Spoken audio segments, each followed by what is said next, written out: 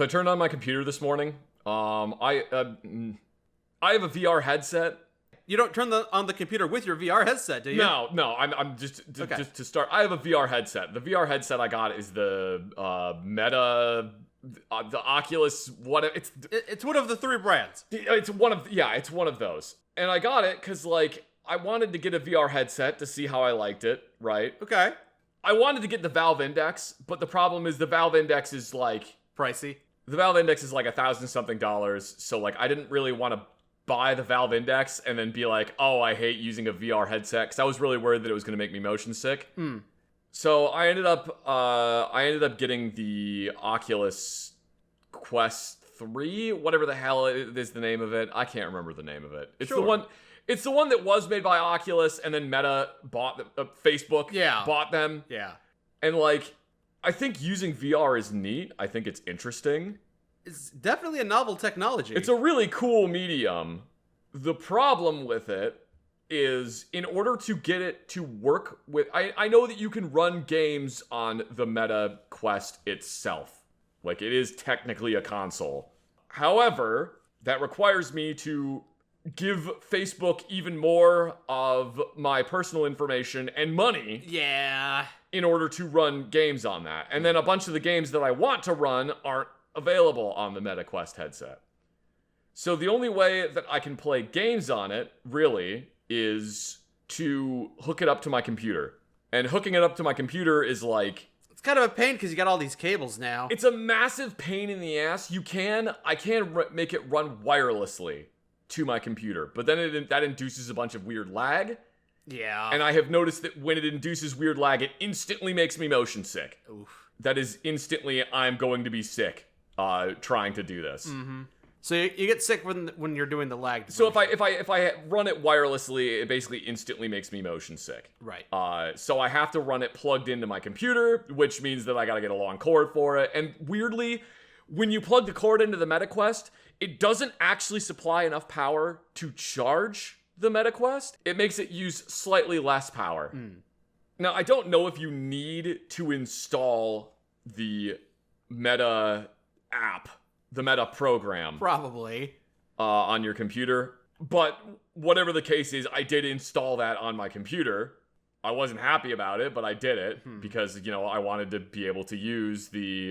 technology you bought. The thing that I got.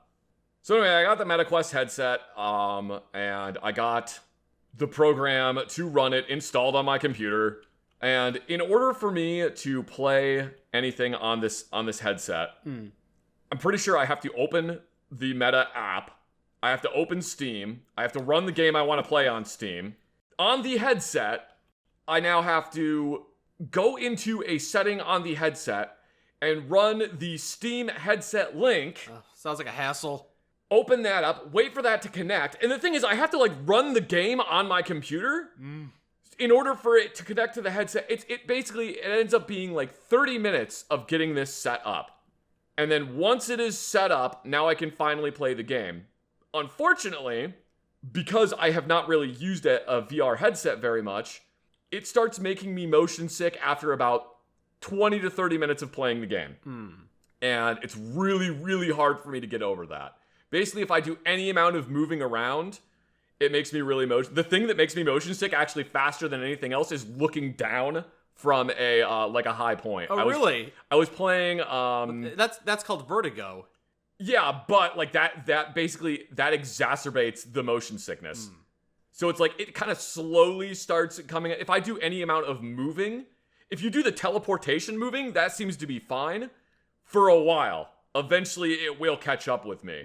But if I do where you press forward on the control stick and your character moves, that instantly makes me motion sick.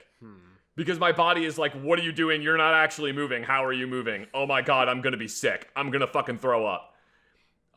Yeah, I know, I'm old. I get it. But basically the problem I'm running into is it takes 30 minutes of setup, and then the payoff of 30 minutes of setup of getting the VR headset is 20 minutes of gameplay, and then 20 minutes of gameplay, and then I get motion sick. So it's really difficult for me to do that. There's a game I keep wanting to get that it's basically you pilot mechs around, and the reason I want to get that game is because I wonder if playing a game where I'm driving a vehicle will be better. Maybe. Because then I won't get motion sickness because, yeah, I'm moving, but I'm sitting down in the vehicle, so it'll be fine. If the game offers a demo, you should try it out. I don't know if it does. When did you get your VR headset? Like a year ago, I think. Because I remember quite a few years ago, my brother had a VR headset that I was using, and you tried it out for a little bit. It seemed to be fine, and when I tried, that's the thing, is the motion sickness doesn't set in immediately. It takes a little bit for the motion sickness to set in. There are certain things that make it way worse. Like what I was saying of, I was playing H3 VR, and Hot dogs, horseshoes, and hand grenades. yeah, that game. Most of it seemed to be going fine for quite a while, and then I went to climb a rope in game, and I started climbing the rope, and I made it like 10 feet up the rope, and then I looked down because I was at the top of the rope, so I looked down to look onto the ledge I was trying to teleport to, and looking down instantly made me sick. Oof. Like, I had to actually stop. I had to take the headset off because I wanted to throw up. I see. Just from looking down. And then there was another instance of, again, same game. I tried doing the, I think I was streaming it. And I tried doing, somebody was like, oh, try doing the thing where you move your arms. And then that makes you move in game. Yeah. Because that made me, I got motion sick the same way you got motion sick. And when I did that, it made it so much better. And I was like, all right, I'll try that. So I tried doing it. And again, the moment I started moving, I was like, oh, I want to throw up. Like it made me feel awful. So anyway, yeah, that's kind of the problem I have with using the VR headset. So I have it. I haven't used it a lot. I'm actually, I'm sure you are aware of all of the new stuff that Steam is coming out with, or Valve is coming out with. No, I am out of the loop. You'll have to tell me. Okay, so Valve is coming out with a bunch of new stuff. They're coming out with the Steam machine, basically. Everyone, the Gabe Cube, I've heard. Yeah, the Gabe Cube. They're coming out with the Gabe Cube. Which I'm actually really excited about that. What a good timing! Just as Microsoft is stepping out of the console market, Steam can step in. Yeah, I'm actually really excited about that, and I know people are going to be like, "Oh, well, it's not as powerful as a PS5." It's like that. That's not the point. Now there was the Nintendo Wii. Guess what sold better? Yeah, exactly. Neither was the Nintendo Switch, but the people are buying that fucking thing, and Nintendo's a horrible goddamn company. The Steam engine is really cool. The new Steam controller seems really sick. I'm really interested in that. The thing that I'm actually very interested in is they're coming out with a new VR headset. I don't know what the cost of it is going to be. I don't know how familiar you are with Steam's headset, or with Valve's headset. It's called the Valve Index. Oh, I've heard of it, yeah. Yeah, I don't know how familiar you are with it. That's one of the 3 companies making VR headsets. Yeah. I think the Valve Index is really cool.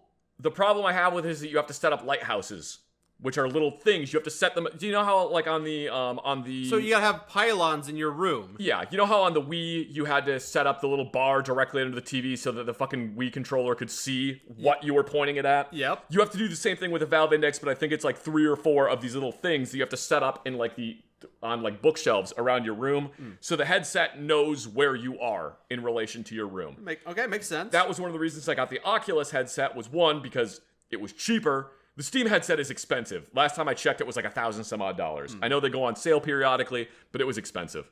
That was one of the reasons I got the Oculus, because the Oculus has little cameras on the front of it, so Facebook is directly recording the inside of your room, but you don't need to put up a bunch of lighthouses. You can it just sees where you are in the room. That's how it knows how you're moving. Their new headset doesn't need those anymore. So I am actually excited for the new... Steam's headset doesn't need the pylons anymore. Yeah, it doesn't need the pylons. It now will just... it just works. I'm assuming on similar technology. I'm not entirely sure.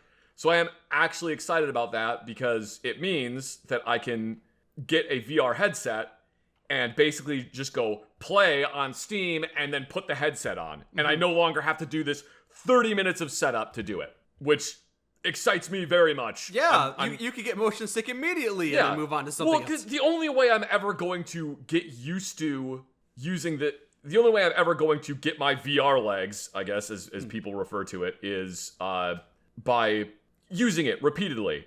And that's the problem I run into is, why am I going to spend 30 minutes setting this thing up and getting mad and cursing at Facebook and Mark Zuckerberg cursing the day that he was born, why am I going to spend all this time getting that set up when the payoff is I get sick? Yeah. So I am actually looking forward to the Steam thing that our Lord and Savior Gabe Newell, our Lord and Savior Gaben has provided for us so generously. Yes. Hopefully it's not over $1,000. The reason I mention this is because I started my computer yesterday.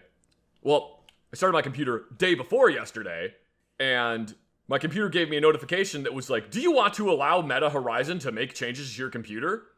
And I went, "The fuck I do." No, and it's just that's just the question that Windows 11 asks you, or Windows 10 asks you. I upgraded to Windows 11. I upgraded.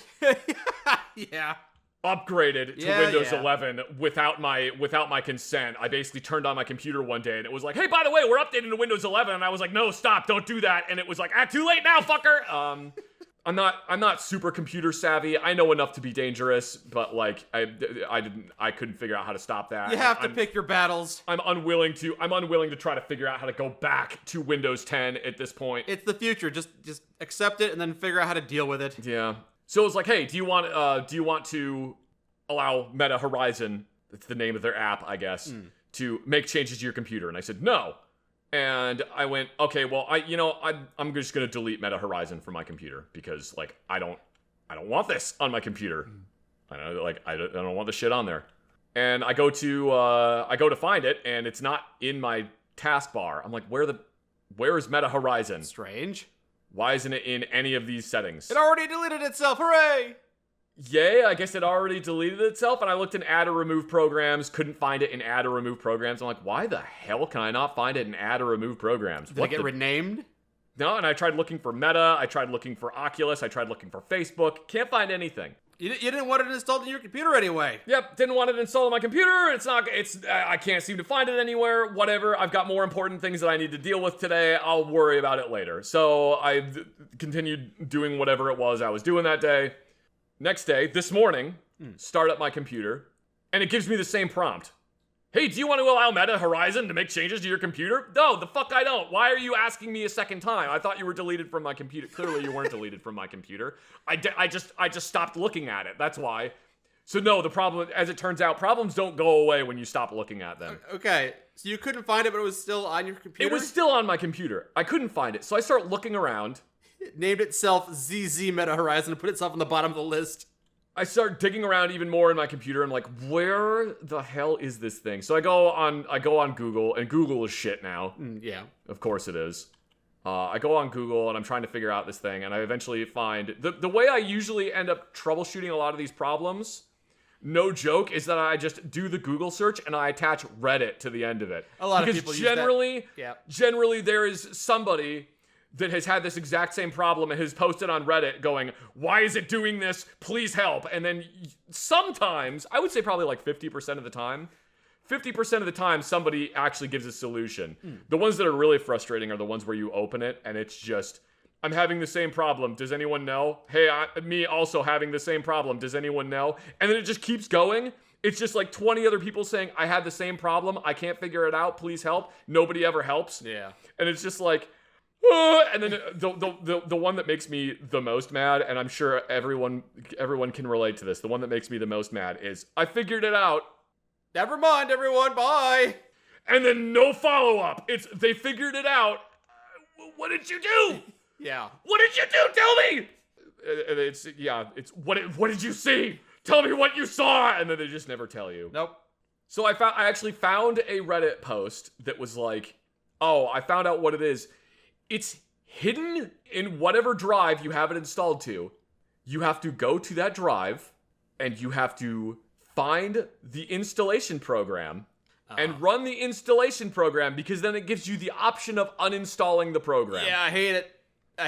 I know what you're talking about. I hate it. For some reason, probably because they fucking know, if they don't have it show up in the add or remove programs section, you're not gonna look for it. Mm-hmm. You'll just assume it's gone, and why wouldn't you? You'll just assume it's gone, and then they can just sit on your computer and continue doing whatever the hell it is they do. I should also mention that, one of the things that I did this morning, is I just straight up installed it on my computer to see if there was an uninstall thing in these settings. There is none. There is no way to uninstall it from these settings, at least as far as I could tell. Wow. And then even after I installed it, it still didn't show up and add or remove programs. I was like, wow, why is my CPU usage so high? It's just sitting in the background, not doing anything, and just sucking up CPU and RAM. Really? The whole time it was in the background, it's just like... Wow. Just like, oh my god, I hate this program. I hate this program so fucking much. But yeah, it has now been uninstalled from my computer. I see. Yeah, my brother had a VR headset years ago. It was the one that eventually got swallowed up by Facebook. Yeah, Meta. so he had an Oculus. Yeah, an Oculus. And that one was really nice. I enjoyed it. It was wireless. It was basically its own little console. Little top heavy as a result, but it was still fun. I spent a lot of time playing Beat Saber with that. I played it for so long I started to get some eye strain. It kind of hurt. I never actually did anything where I was walking around in VR, so I don't know if that actually does make me nauseous or not. From what I have seen, there's basically 3 types of people when it comes to VR and motion sickness. You have type 1, which is they never get motion sick and they just have a fun time playing it. Lucky. You have type 2, they get motion sick, but eventually they get over it. And then you have type 3 where they just never get over it. You think you might be type 3? I hope not. Because if I buy the Valve one and then I just get motion sick every single time I use it, I'm gonna not be happy. Maybe I'll have to let you borrow the VR headset I have if you want to play around with one more. Sure, I'll play around with it. Just because, I'd like, be happy to. I feel bad that I'm not using it, but it's so hard for me to want to use this thing when the payoff of I get it set up is it makes me motion sick, and it takes me an hour to get the damn thing running. It's not an hour. It takes me half an hour to get it running, but then it makes me sick. It's difficult for me to want to do that. Yeah. I don't know. I like I said, I played a lot of Beat Saber. I had my fill. I was having a great time with it. And then I heard that it was being bought by Meta, and it wasn't even my headset to begin with, so yeah. I kind of lost interest in it. I stopped playing Beat Saber because I didn't have a way to play it. I didn't buy a VR headset of my own. Nothing that has come out in the last, 8 years? It's 8 years, has made me interested in going back to it. Yeah. Half-Life Alyx looked kind of cool, but I mean, Half-Life Alyx is the thing... I was never into Half-Life all that much, so it wasn't a big selling point for me. The thing that I'm conflicted about with Half-Life Alyx is I understand that one of the things that Steam likes to do is they like to try to innovate. They like to try to make a new thing, a thing that has not been done before. And I do actually appreciate that.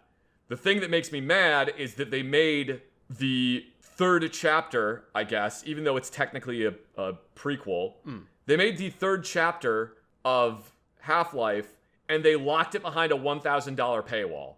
Yeah, the VR. That's the thing that makes me mad about it. I would love to play Half-Life Alyx, but as of this point, I haven't played it. I don't even own it. I haven't played it because the VR headset is just like such a pain to get working with Steam.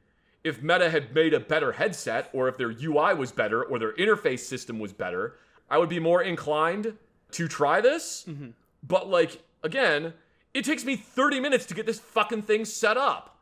And I really don't want to try playing this game in 30-minute chunks because I just instantly get motion sick. Do you think that if it wasn't for VR, it would have been called Half-Life Episode 0, since it's a prequel?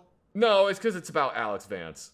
If I end up getting the new Valve headset, I will probably get Half-Life Alyx and try it out. But yeah, it's been I can't believe I'm describing playing a video game as an uphill battle. But yeah, it's been an uphill battle trying to figure out That's never a good thing. how to get this to work. And that's kind of the problem for me, is because it makes me motion sick. It's like I'm supposed to be doing this for fun. I have I did play quite a bit of H3 VR, which is entertaining. Part of the problem with H3 VR for me is it's just like, I can do this in VR, or I can just go play with real guns. Yeah. There's literally a gun sitting on my desk right now. I can just play with the real gun. But H3 VR has 30 different guns. I have 30 different guns. I mean, it has a lot more than 30 different guns. And to its credit, H3 VR does have mortars. Yeah, you can't play around with those in your... Which is really fun to goof around with. It's also really fun to try to hold the mortar in your hands and then fire it like that, because the mortar just goes flying backwards. Like, it just launches out of your hands and disappears behind you. That's funny. Yeah, H3VR is entertaining. It's just, I get motion sick after playing it for a while. Mm-hmm. And also I get frustrated when I want to just shoot mortars at stuff, but it's like you have to walk all the way out to where the mortars are going to be impacting. And because it's a mortar system, you're not exactly shooting it like 25 meters away from you. You're generally shooting it, like 200 to 600 meters away. So you got to walk now 600 meters out and then set up a bunch of little sausage dudes or set up some barrels that you're trying to hit and then walk the distance back.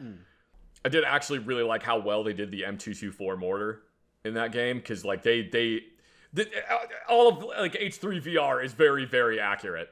The M224 mortar, they actually did a really good job doing that one because it's actually set up correctly.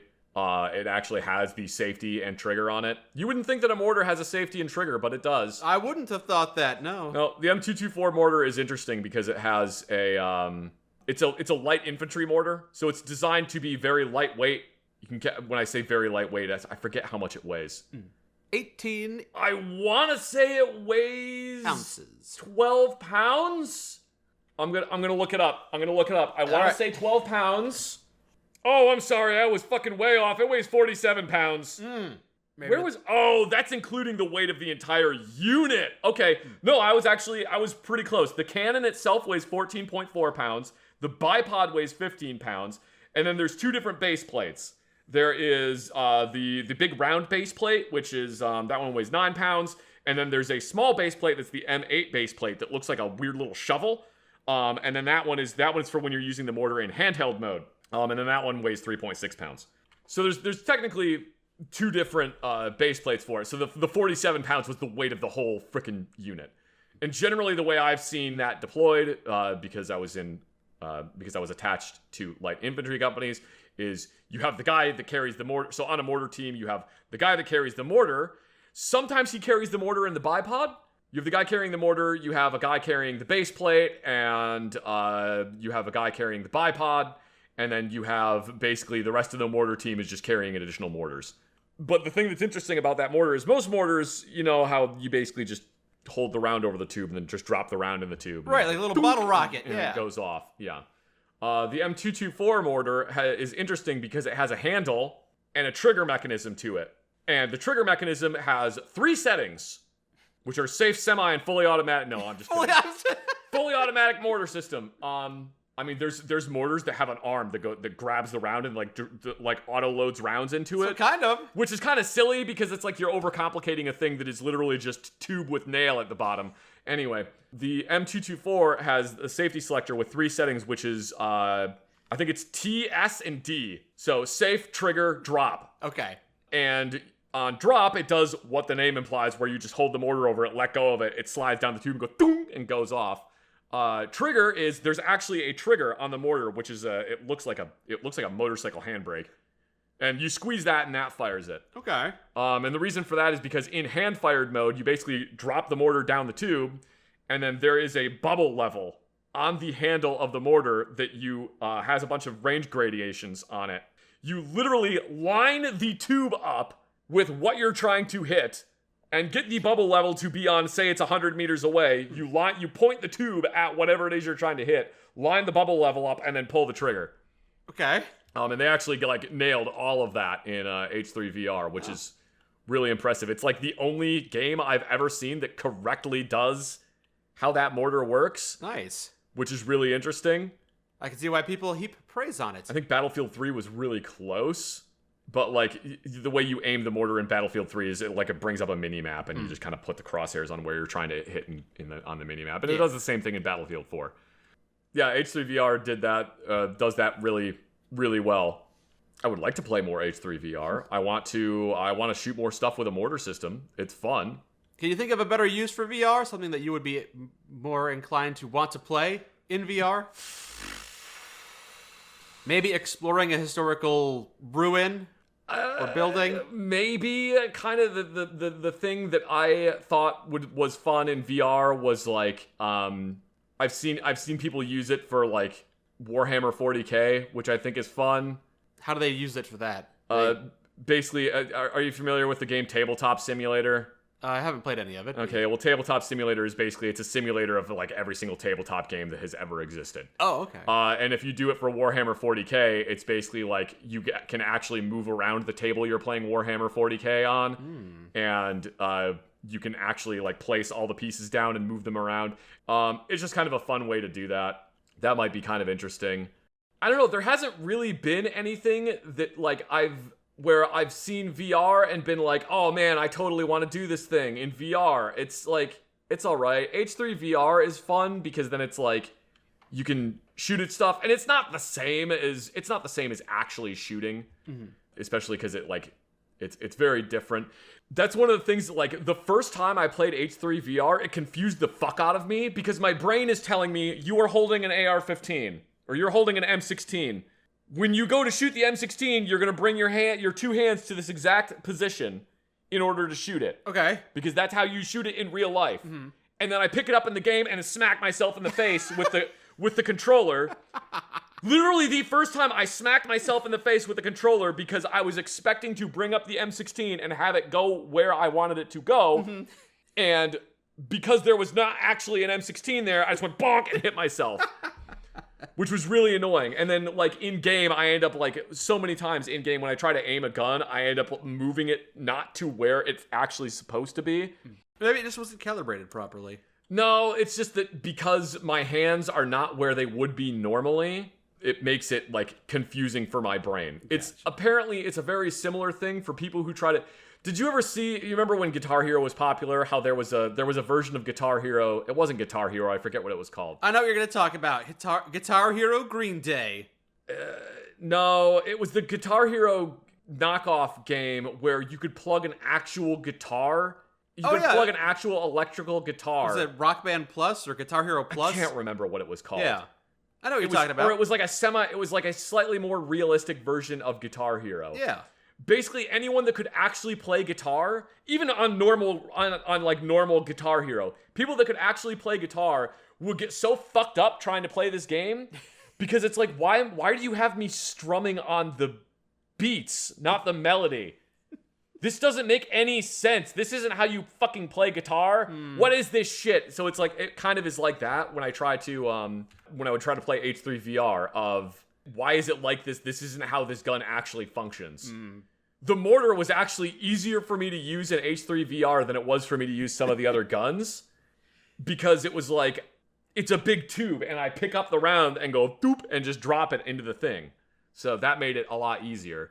No matter how realistic they get, it's still just a game. Yeah. There is a game that is specifically for VR, and it's specifically to help you like train to be better. One of the things that you can do with firearms to help you be more familiar with them is called dry fire training, and it's basically where you make sure that there isn't any ammunition in the gun whatsoever. And then you basically just practice pointing at targets and then pulling the trigger on the gun without having it loaded. It's a lot easier to do on hammer-fired guns than striker-fired guns, because striker-fired guns, you have to reset them. And then there's all kinds of different things that you can get for striker-fired guns to help them reset. There's a thing that you can get for Glocks. It's a magazine you put in there, and the magazine forcibly resets the gun, and then it has the added benefit of, now you know that you're not actually putting any ammunition in the gun because you have a magazine in there. That means that you can't actually load ammunition into it. There's another thing that's called the Cool Fire Trainer, which is really neat. And the Cool Fire Trainer is it's a barrel that goes into your gun that turns your real gun into effectively a gas blowback airsoft gun, only it doesn't actually shoot airsoft pellets. What it does is it replaces the barrel and the recoil spring, and then every time you fire the gun, it goes and launches the slide backwards. So you can just go and it keeps like cocking the gun every single time. All right. The Cool File Trainer is neat. I haven't bought one just because I think it goes to guns that I don't currently have. I think they make one for a Glock though. And also it's like $300 or $400, and it's like I'll just reset the slide myself. I don't really care. Sure. But there is a company that makes a thing specifically for VR that you drop the controller into it, and it is in the exact same shape as real firearms. All right. And it basically has a trigger on it. So now when you pull the trigger on the gun, that actuates the trigger on the VR controller. Oh, I have not seen that. It's really neat.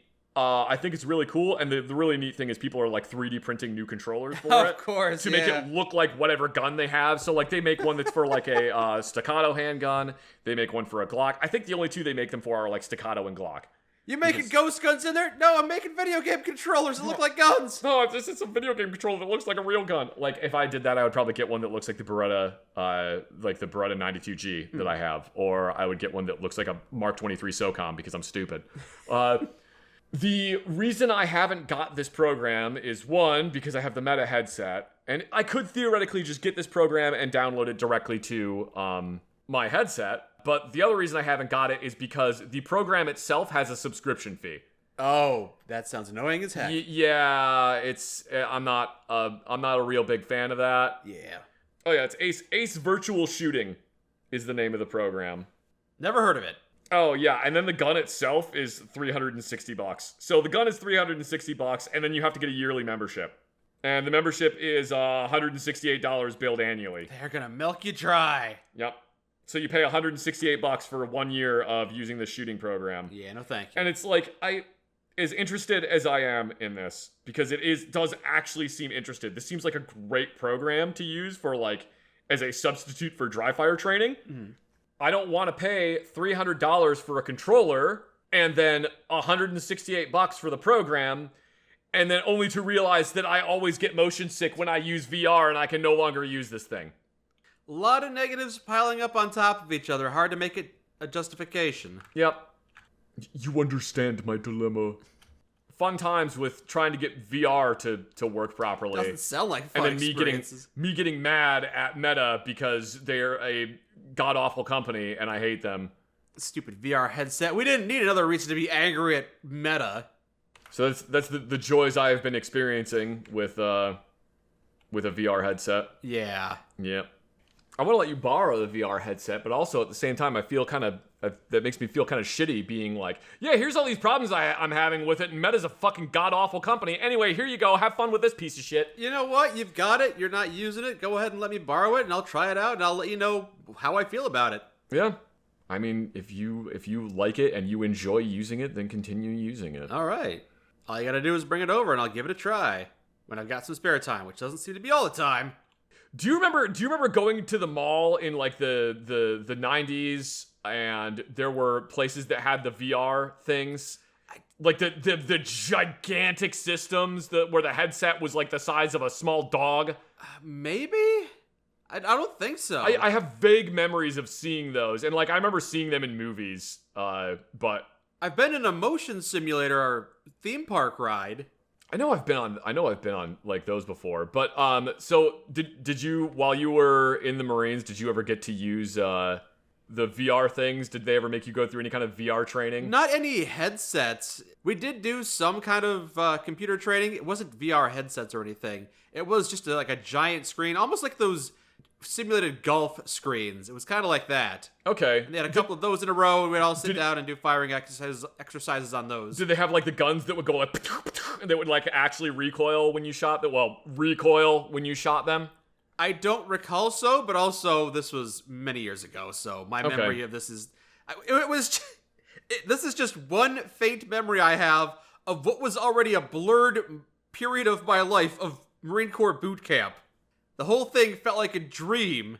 I remember going to some of those like training sims that were like that, where they had like an M16 that you would handle, and the M16 had like cords going out of the stock. That sounds familiar, yeah. Or maybe it was like the pistol grip. There were cords coming out of it because you still had to do like mag changes, and it would use like compressed air to make the gun recoil. And then there would be little targets that would show up on screen. They had different scenarios, and one of them was like targets would pop up, and then there was another one where it was like a building, and like people would show up in the windows, and you had to figure out whether it was just like a dude that was holding a pair of tongs menacingly, or like whether it was a guy with an RPG. I think we may have done the targets one. That latter one sounds fun, so we didn't do it because it was boot camp, and we're not allowed to have fun. I can't remember if we did that in boot camp or if it was like actually when I was at my unit. I don't remember which one it was.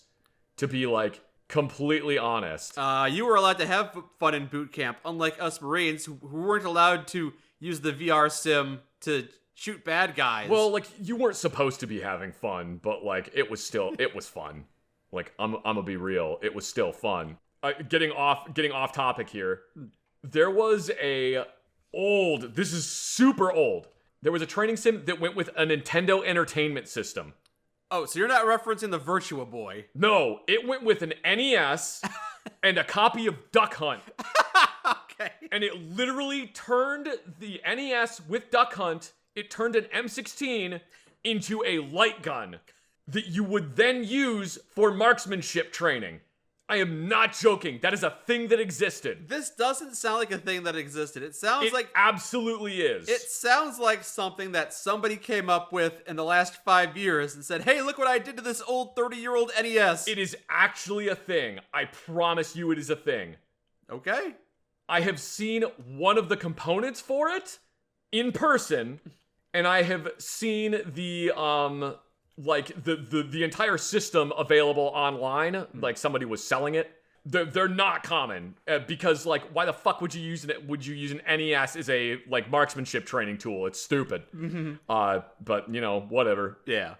I just suddenly remembered that was a thing. But no, I've actually used VR before, and it was while I was in the military. They had a convoy operations training VR thing that you basically would sit in, like, the shell of a Humvee and put a VR headset on, and when you would look around, you would look around, like, the Humvee. Okay. So all of the controls and everything were there, and you still had to, like, operate everything, but it was like a VR headset that you had to put on. And I remember doing that. I want to say I did that after I came back from Iraq. And I was just like, I don't know why you guys have me doing this. I'm, like, getting out of the military in, like, 2 months. I don't know why you have me going to this thing.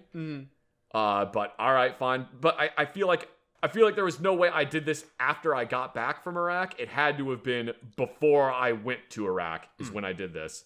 This I distinctly remember going through this training sim, sitting in it for about 20 minutes, and then just being like, I'm going to throw up. And I had to get up and leave. This virtual war is making me sick. Bring me to the real war. Yeah, I'd rather just do the real one, because then at least the people shooting at me doesn't make me nauseous. Yeah, I remember doing that, and it, like, in the middle of this convoy thing where there's, like, people shooting at us with the RPGs, and it's like a lot of these systems that the Army designs to be, like, a simulation of combat are so weirdly over-engineered. It's like shooting, like, compressed air at you or something. I don't know, whatever. Like, I'm sitting in the middle of this thing, and people, contact right, and we're all, like, trying to do stuff in this vehicle, and I'm just like, all right, take the headset off, I'm gonna throw up. Just, like, I have to get up and leave. You take the headset Went outside, off. Smoked, like, 3 cigarettes, and I'm like, oh, this isn't making it any fucking better. Yeah, I remember using several of those, like, VR training sims. I thought they were neat. I really liked the one where you got to shoot it. Yeah, it was like what you said, a golf simulator. Yeah. Where you're just shooting at a big projector screen. Yeah, a big projector screen. I remember we were getting ready to go to that, and beforehand they were like, you have to have all your kit on, you train as you fight. Yeah. All right, cool. So we go out to do this. We march out there, we get to this range that's in a building. Yeah. And we go inside, and the soldiers that are in there are like, why the fuck are you wearing all that shit? Because they told us we were going to have to wear it. Well, it's dumb. Yeah, you don't have to wear any of this. Similar to that, I got to go to, when I was in Iraq, I helped a bunch of the, I don't know who specifically what they were. I don't know who they were affiliated with. I don't know if they were U.S. Army SF or somebody else. I'm not sure. We always just called them Fox Team. I don't know why. Okay. Also, this happened 20 years ago, so I don't really remember super clearly. Yeah. But I helped, I guess I always just called them SF dudes, because I guess they probably were just U.S. Army SF. Mm-hmm.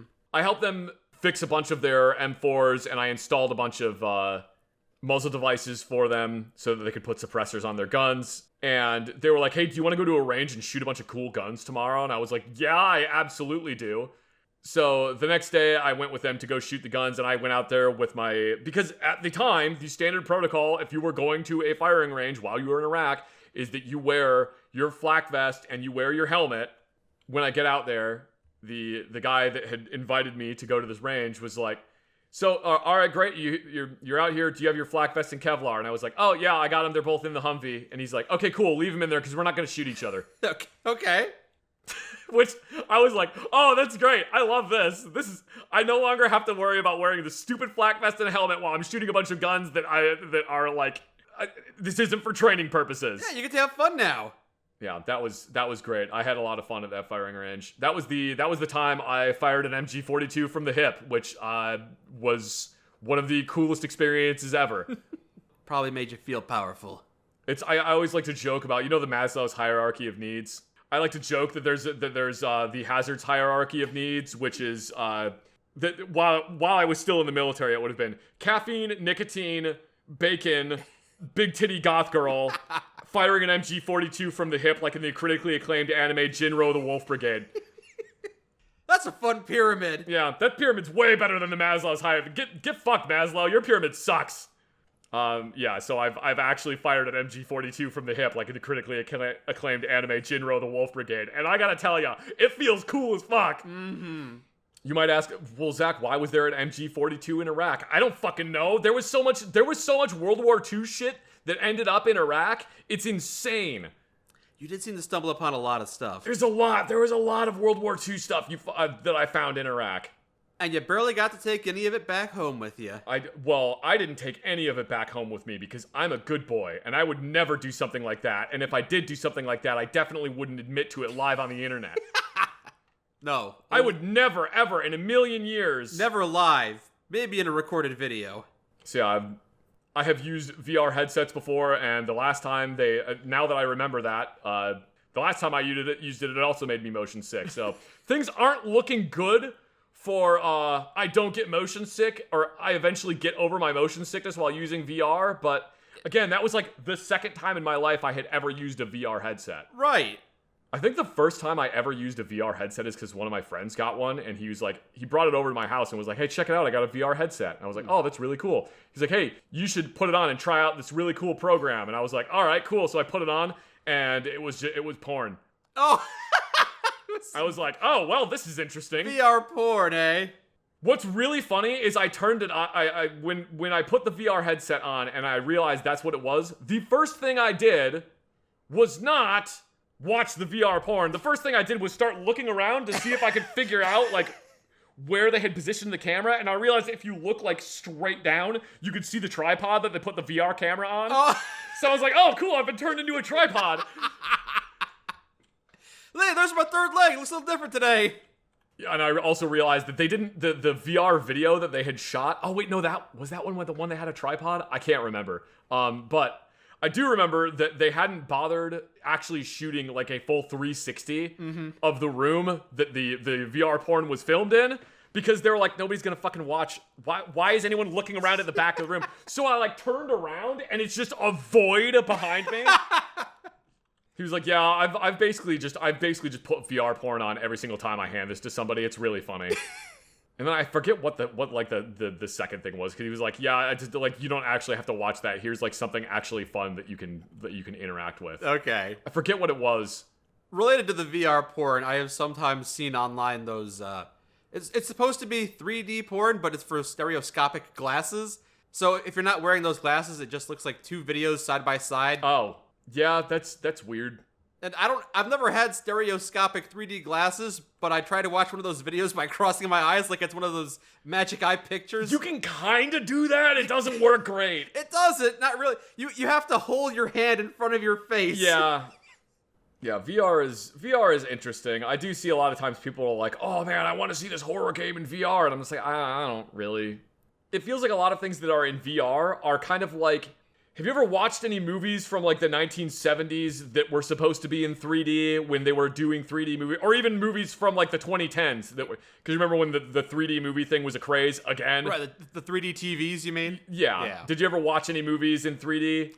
No. Where it's like the majority of the movie is just in normal. The majority of the movie is just normal, but then like occasionally they remember like, oh fuck, this is supposed to be a 3D movie. Have some shit fly at them. I can remember exactly 3 times that I've used 3D glasses The Sly Cooper 3 had some 3D sections you could use glasses for, so it came with 3D glasses. Ooh. But I never used them because the game looked better without those. Yeah, it's the problem with the 3D glasses that aren't like the red-blue 3D glasses is they use like it's not a Fresnel lens. I don't know what the hell the name of it is, but they use like a weird lens that makes everything super blurry. And if you try to like, it basically means the movie has to be blurry, which means you now have to actually ruin the fidelity of the movie on purpose to make it 3D, which is fucking dumb. Yeah. So yeah, the 3 times were that video game, which I didn't use the glasses because the video game looked better without those glasses. Yeah. When I was really young, I had a game called 3D Dinosaur Adventure, which that was fascinating for a young child, being able to walk around and see all these dinosaurs in 3D, even if their colors were all distorted. And the remaining time was I went to Disney World and we saw Terminator 3D, which was basically Terminator 3, or clips from Terminator 3, but in 3 dimensions. Disney did quite a few 3D things for a while. They kind of were really leaning into the whole 3D thing. I mean, because it was a new technology. Yeah. Are you familiar with the game Until Dawn? I am familiar with it. I don't know if I played a lot of it. Apparently, there's a prequel to that game that's a VR game. Oh, okay. Yeah, there's a game that comes before it that actually came out before that game did that is just a VR game. And no one knows about it because no one owns a VR headset because they're too expensive. Well, it's on like PSVR, so that's one of the only ways to, you know. Oh, is it exclusive? Don't tell me it's exclusive to one particular headset. I think it might be exclusive to PSVR. I'm not sure. This technology is already so niche that not a whole lot of people can have it. And then you further divide up the fan base by having a proprietary game. Yeah. You have a console exclusive for your niche technology. Not ideal, I suppose. I got this headset so I could play Beat Saber, and that's the only reason I got it. Oh, I bought it from the wrong company. Guess I can't do it. Oh. Guess I just wasted $1,000. Can't play Beat Saber now. I'm not sure if that's even still a thing, because I know, like... people are still playing Beat Saber. No, I'm wondering if having those things be exclusive to one particular brand of console is still a thing, because other gaming consoles are kind of expanding. You know, you got PlayStation games on Xbox and Xbox games on PlayStation. But I'm so out of the loop when it comes to VR, I'm not sure if they're still doing that thing. Yep, haven't really used it all that much. Yeah, a lot of people report getting motion sick, so I think the only VR game that really works is one where you stand and not really move around. So maybe if there was like a VR version of Papers, Please. Yeah, but like, what would be the point of a VR version of Papers, Please? That's like I said earlier, that's why I kind of want to get this game that I can't remember the name of it, where you pilot a mech, because then I wonder if that would help. Maybe. VR drive a car. I wonder if that would help. I also, one of the other games that I kind of want to get is Microsoft Flight Sim. I do want to get it because, like, Microsoft Flight Sim is, to the best of my knowledge, one of the only games that has my favorite airplane ever, which is the Antonov AN2. Oh, I thought you were going to say a Cessna Jet. Nope, Antonov AN2 is like my favorite airplane of all time. I love the Antonov AN2. I've talked about it before. Microsoft Flight Sim has the Antonov AN2, and supposedly it really helps to have VR because then you can actually just look around the cockpit to turn on all the switches and whatever. Sure. I imagine VR headsets could be very useful in some kind of technical on-the-job training. I mean, there's a lot of use case scenarios for VR that I think are actually really good. They don't necessarily pertain to me. Yeah. I do feel like a lot of the time, though, when VR is added to something or when something has VR, it's kind of almost more of an afterthought than anything else. Not always planned around that technology. Yeah, like Skyrim VR or... Oh, no, that is obviously just tacked on. Fallout 4, that is absolutely just tacked on. I do think it would be really cool if I had VR or if I could use one of those, like, VR treadmills. I wonder if those would actually help.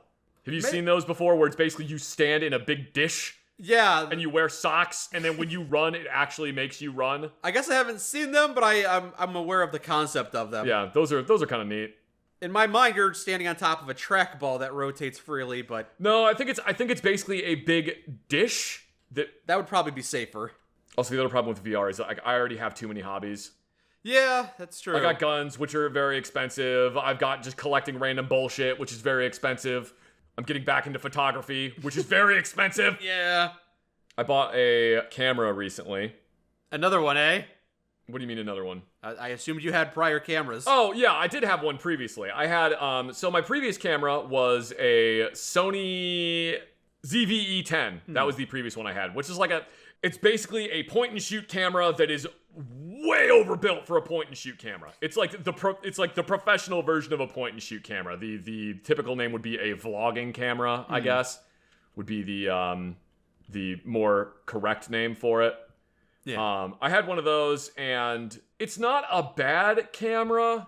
The problem is that its autofocus, in my opinion, left a lot to be desired. But basically, the reason I got it is because I was looking at other cameras, and basically everything that I was seeing online was like, oh, you gotta get the Sony camera. That's got the best autofocus. Oh my God, the autofocus is amazing. And then I would use it on something, and the autofocus would go, oh, focus on this. No, this, no, this, no, this, no, this, no, this, no, this, no, this, no, this, no, this. All right, I'm going to focus on your hands now instead of the thing that you're trying to focus on.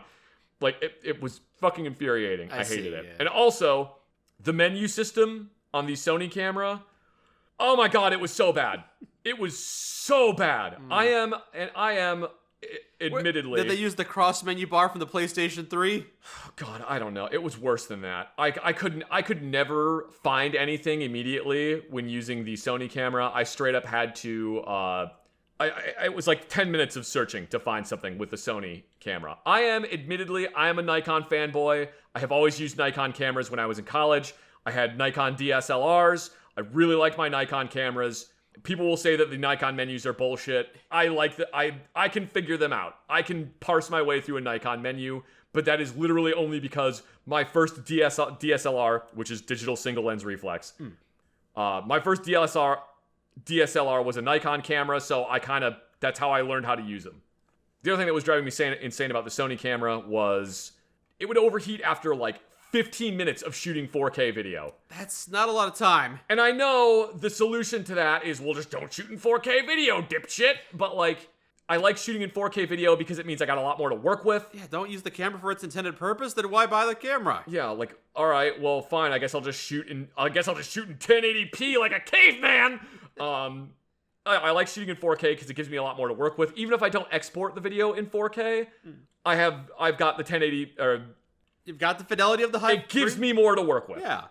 You could zoom in and still have high quality 1080p. Yep, exactly. That's the main reason that I shot in 4K is because it gives me a lot more to zoom into. But after like 15 minutes of shooting in 4K, the camera would overheat and shut off. That's no good.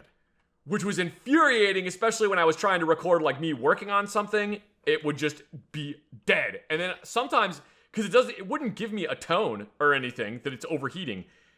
And like, because I'm more focused on working on the thing than I am on looking at the camera, I would look up at my camera and realize that the camera had been dead for 15 minutes. That's so annoying. Just like, oh my God. So now I got to do that 15 minutes of whatever over again. Great. Super. So I ended up getting a new camera. The new camera I got is the Nikon, oh my God. You would think I would fucking remember. You would think I would remember. The problem is Nikon cameras generally, for the most part, they have a pretty consistent, normal naming structure. So like the Nikon, the one of their DSLRs is like the D40 DSLR. If it uses film, it's the F1. It's like, so D for DSLR, F for film. Makes sense. The camera I got is a mirrorless camera.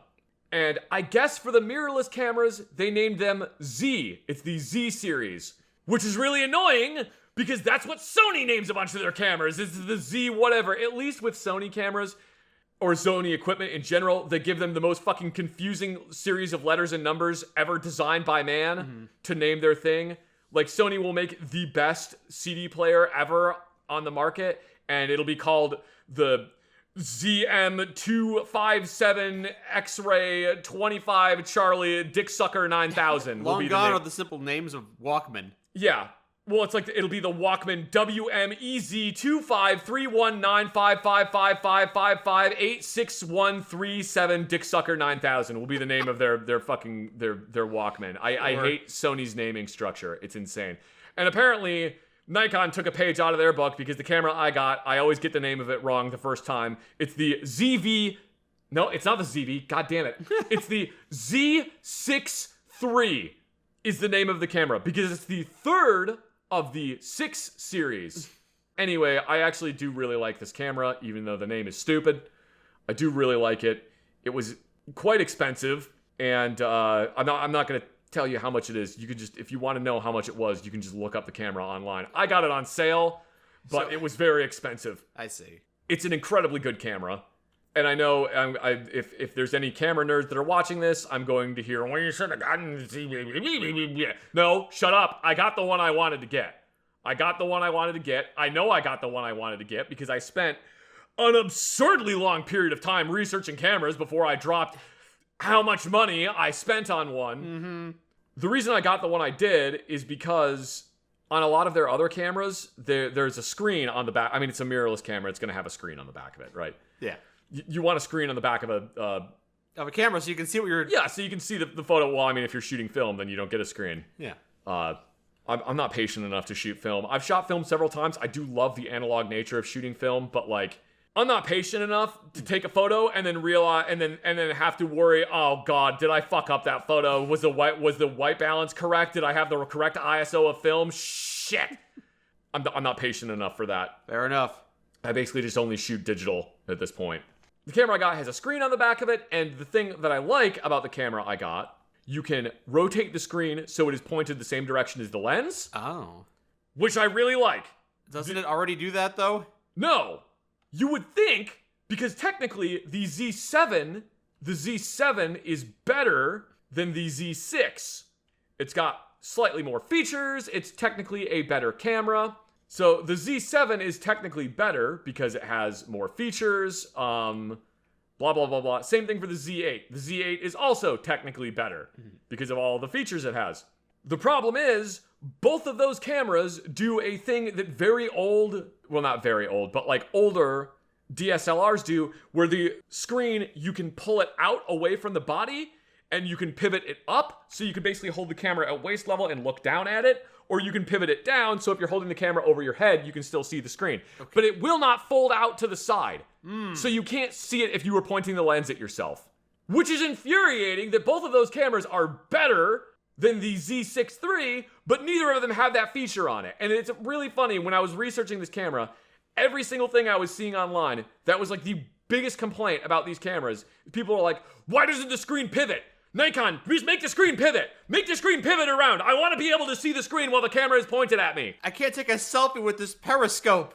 It's so annoying, and Nikon is just like, yeah, but look, we did this thing. We changed the menus around again. It's god fucking damn it, Nikon.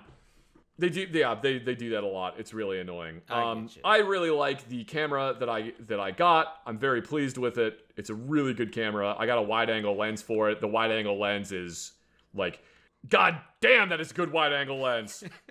Yeah, I really like the camera I got. I'm very pleased with it. It's a really nice camera. I'm happy you're satisfied with your purchase. I'm looking forward to shooting like cool video with it. I really love the fact I've already shot a good amount of video on it. One of the videos that I released on my channel recently was a video about Skillcraft pens. Oh yes. And I shot that video with my brand new camera. I really am glad that I have shot video with it. I shot video for an extended period of time. Like 20 minutes, and it never even once gave me an inkling that it was trying to overheat. Nice. I shot like 20 minutes of 4K video, and it was just like, yeah, I'm just gonna handle all this shit, don't you worry about it. It's got 2 memory cards. Wow. You bought a Nikon camera to take video about the Skillcraft pens that you bought. Mm-hmm. So now you gotta use the Skillcraft pens that you bought to write about how good the Nikon camera is. It's only fair. I mean, I guess you're right. So it has 2 memory cards, one of which is a Compact Flash Express, which is the newest version, so it's actually slightly smaller than the old Compact Flash. And it has blisteringly fast write speed. All right. And then it also has an SD card. So I have 2 options for storing data on there, and you can actually set the camera up so that, like, the way I have it set up is that video just goes to the CF Express card, and then photos go to the SD card, because video generally needs a faster read-write speed. I was used to, the Nikon camera I had when I was in college was a D40. It was kind of like their entry-level DSLR. That also used, I believe, an SD card for memory. And I think I had like a 256 megabyte, or sorry, 256 gigabyte SD card in there. And it could store, like, when I was in college, it could store, like, maybe 1,000 photos on one memory card, which I thought, it probably was, like, closer to, like, 2,000 or something. Maybe? But I was like, oh, damn, that's so many photos. Holy shit, I could take all the photos I ever want. Like, I would put the camera on burst mode just to be like, and just get a bunch of photos at once. Yeah. Which isn't a bad idea, you know? That way you're ensuring that you're going to get a decent photo. Mm-hmm.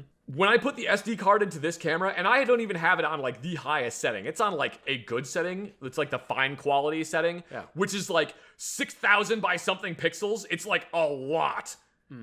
It's a pretty good-sized image. I popped the SD card in there, and the camera tells you how many photos it can take. I popped it in there, 13.7 thousand photos. Okay. I'm just like, oh my god! Oh my god, it has been, like, 20 years since I owned a DSLR. Holy shit! Yeah, it's a lot. I think with the CF Express card I have in there, even if I'm shooting on 4K, 60 FPS, it's what is it? Like 3.5 hours of video is how much I can shoot. Wow. On the SD card, and that's in like 4K, 60 FPS, and that's because I'm not shooting in RAW. There's on digital cameras, if you don't know, there's multiple settings that you can do for like image quality. So you can have your camera shoot in like, even if it's like a, you know, really high quality level, you can have it shoot in like a low like a really low image quality. Sure. And the like highest quality you could shoot in is technically like raw photo or raw video. The problem with RAW is that it takes up a lot of space. And when I got the camera, I was talking with the guy about like what do you like recommend? What's going to be like the best thing to shoot in? Just because like this is the first time I've had a DSLR in a very long period of time. I haven't had one like until now. I haven't really been able to get one because the DSLR I had in college, it broke on me. It basically just like I don't remember what exactly happened, but it kind of just like stopped working. And like I was poor, I didn't have the money to get it fixed. Right. So probably sold it for parts. I basically just ended up selling. Oh no, actually, I'm sorry, it didn't break. I had it for quite a while. I think I just ended up selling it because it was like very outdated by that point. I actually don't remember. So I was talking with the guy about like what do you recommend for the settings or whatever, what should I have it on? Is there any reason for me to shoot in RAW video? And he was like, "Oh god, no. Oh god, yeah, no, you don't need to shoot. Are you shooting commercial photography? No, then don't bother shooting in RAW video." And he was telling me they had a guy come in that had bought a camera and he was going to be shooting like commercial photography. And he shot video, and he put a 1 terabyte compact flash express card in there. Okay. They put a 1 terabyte CF Express card in there, put the camera he got, I don't remember which camera he bought, but put the camera he got on, like, the highest quality photo or video that you can shoot, so, like raw, whatever. They shot 5 minutes of video, and it filled up the 1 terabyte memory card. For 5 minutes of video. Wow. They were like, he was like, we couldn't touch the memory card because it was too hot. That's not a good sign. The memory card was just like screaming in there with how fast it was trying to write this data. You gotta pop it out of your gun like it's a thermal clip from Mass Effect. Just, yeah, basically. Yeah, there really is not a reason to shoot in RAW unless you want to burn somebody with a memory card. Yeah, unless you specifically are like shooting commercial video, and then you better be shooting really short video segments. Or have several memory cards. Yeah. Yeah, I am excited to have the new camera. It's a very nice camera so far. I got a plate for the bottom of it that you know, I didn't know this for the longest time. There's a whole mounting system that people use that is called Arca Rail. I had never heard of that either. And apparently that is like kind of the standard for camera tripods. I also did not know that, well, I mean, I knew this, but people were using Arca Rail to mount their guns to tripods, like their rifles to tripods. Okay. And I did not know that was the Arca Rail was the same thing as camera tripod standard. So I got a Arca Rail mount for the bottom of my camera that has, and this is I think this is funny, a QD sling swivel for a rifle.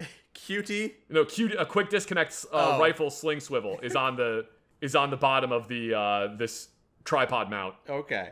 So I literally have a single point sling that is intended for a gun that is the sling for my camera. It works. I'm glad they're intercompatible. I just found it really funny when I found this camera, or when I found this this tripod mount that it had a QD sling swivel on the base of it. I was like, oh shit, well that'll be helpful. So yeah, I have my camera attached to a QD sling swivel. Very nice. For giggles. The lens I currently have is a, like I was saying, it's a wide angle lens, which is nice because I can get like, I'm not even kidding, I can get like a meter in frame and there is no like distortion to the lens. That's one of the things, if you look at like footage that was shot on a GoPro, you can generally see like a distortion in the corners. Yeah.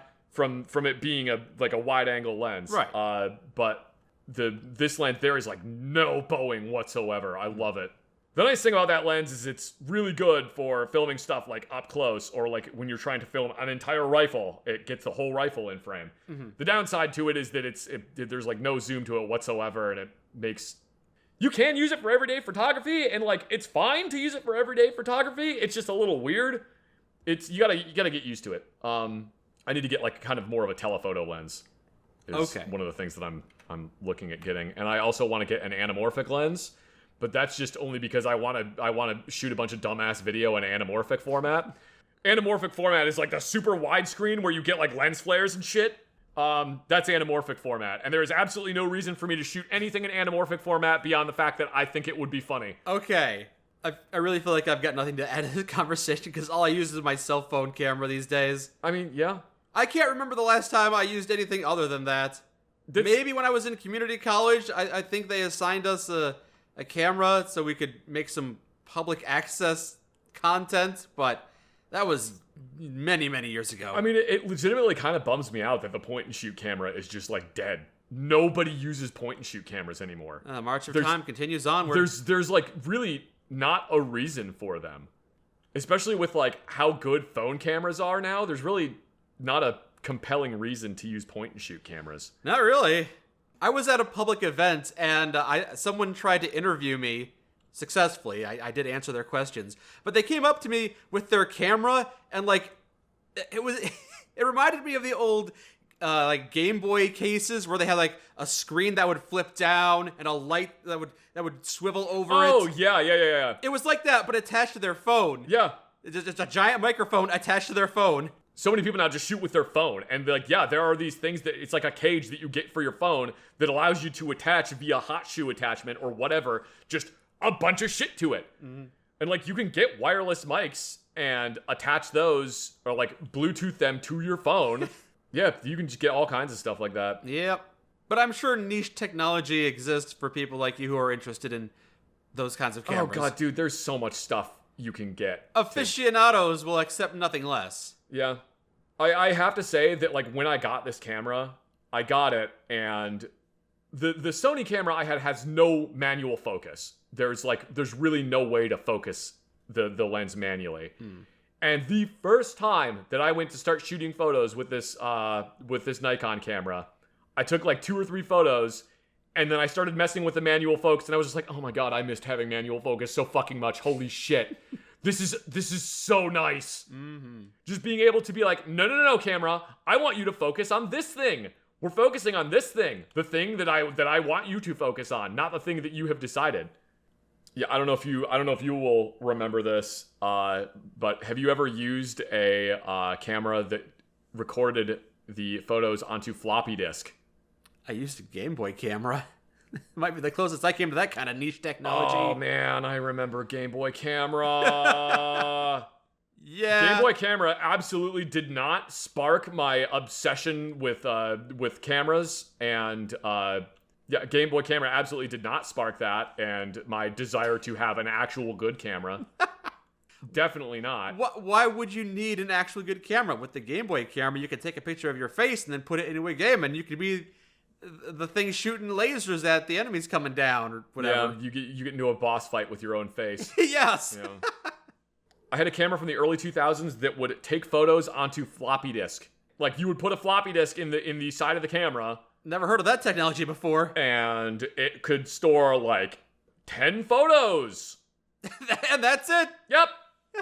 Reminds me of the Nintendo 64 memory cards, which held one Bomberman 64 skin, and that was it. Oh, God, yeah. Back in the days before solid state memory. Actually, No, floppy disk is spinning. Floppy disk Yeah, spins. yeah. Floppy disk is not solid state memory. No, not at all. On the topic of like the CF cards, or like the compact flash cards that I was talking about earlier, there was a period of time where they were making hard drives, like spinning disk hard drives, so freaking small. Mm-hmm. I have a hard drive that is, I want to say it's like a 4 gigabyte hard drive that is a compact flash card. So this hard drive is barely bigger than a postage stamp. Okay. And it's a spinning disk hard drive. There is a tiny disk inside it that spins. That's ridiculous. And believe it or not, that's what they used to put in iPods. Huh. I forget who made the one I have, and I don't remember who made them for iPods, but if I remember correctly, it was like the same company made them for Apple, for the iPod. And somebody at some point discovered, I don't know why they discovered this, but somebody at some point bought an iPod and cracked it open to see what was going on inside it. Mm-hmm. And they discovered that it was literally a compact flash card that had a spinning hard drive in it. And at the same time, they were making these compact flash cards for digital cameras, because digital cameras at the time were using compact flash cards. Mm-hmm. And they realized, oh my god, this is cheaper than buying the compact flash card on its own. If I go buy an iPod and rip it open, that's cheaper than buying the compact flash card. So there was a brief period of time where photographers were running out and buying iPods to crack them open and take the hard drive out of it to use it in their camera. And I don't remember how long this period of time was, but it was this really weird arms race where they did that, and then the company, I forget if it was Toshiba or Seagate, I forget who the company was, but they basically set up the hard drive, they set up its memory storage so that it would no longer work in digital cameras. I see. Yeah, I found that really, really funny that it's from this period of time. I don't know what, I own one of those little hard drives. I bought it because it was like $15 on eBay, and I was like, that's so cool. I want a tiny hard drive. If I could actually figure out how to do this, I would love to wire it up to something and turn it into a USB drive so that I have it would be pointless because it's 4 gigabytes. That's barely anything. Mm. It would be really funny to do that, if only to just have a tiny actual spinning disk is my is a data storage drive, just for the giggles. And like, I don't know, the only thing I keep on it is just like a photo of dick butt or something. Just, like, so you plug it into your computer and it's just a photo of dick butt, and it's just like, why is he doing this? And the answer to that question is, I don't know. I'm stupid. I think that would be funny. Yeah. Taking apart the iPod for the stuff inside. Same kind of energy as the US government buying PlayStation 3s because they're the most powerful computer they can get their hands on. Yeah! Oh my god, there was that brief period of time where the Air Force, wasn't it the PS4? Or was it the PS3? It was the PlayStation 3. I remember because you can set the screensaver to do protein folding. Yep. God, I miss when they did shit like that instead of cramming ads into it. Yeah.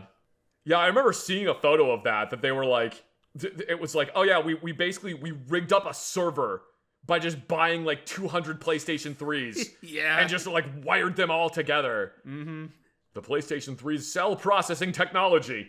I gotta get a camera bag. Well, I have a camera bag right now. I don't need to get another one. The one I have is fine. It'll work really good. It's just, once again, I am on the search for the perfect bag, and I will never find it. Never say never. I believe you can find it. The problem is like, I have almost the perfect bag. It is so close to being the perfect bag. Mm-hmm. The problem is the company that makes it is the bag that I really, really like.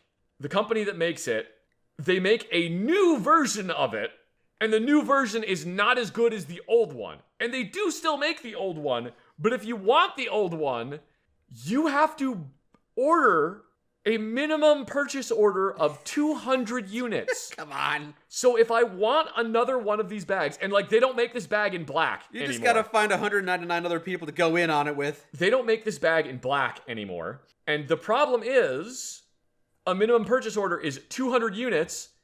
And 200 units would be about, I think, $40,000. Mm-hmm. So it's just like, I just want this bag in black. Why don't you make it? And I hate looking for bags. I hate it. I'm tired of it. I don't want to do it anymore. Well, you don't have to look for bags anymore. You can take a break. I'm tired of doing it.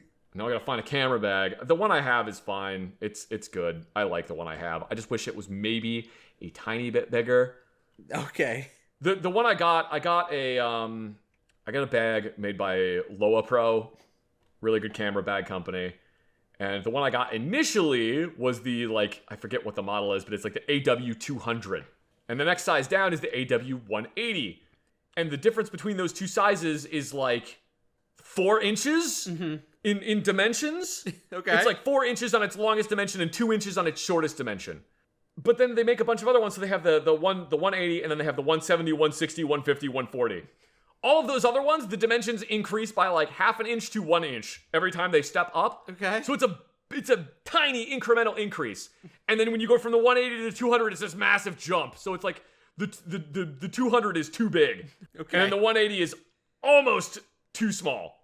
So it's just annoying that it's like, why don't you make the one in exactly the size I fucking want it? Anyway. Okay. Yeah. Thank you for listening to this episode of Zach Bitches About Absolutely Nothing. Zach rants about camera bags. I appreciate that you have strong standards for these kinds of things. I have very strong opinions about things. I'd just be like, was this a nylon sack? I could put it in a trash bag? Sure. Is it padded? Great. That's all I need it to be. Yep, I want it to do other things as well, I guess. Because I'm dumb. I want to take care of the gear that I've invested in, like a smart person. Well, I mean, like, I can get other padded camera bags. It's just, I don't know. Whatever. All right.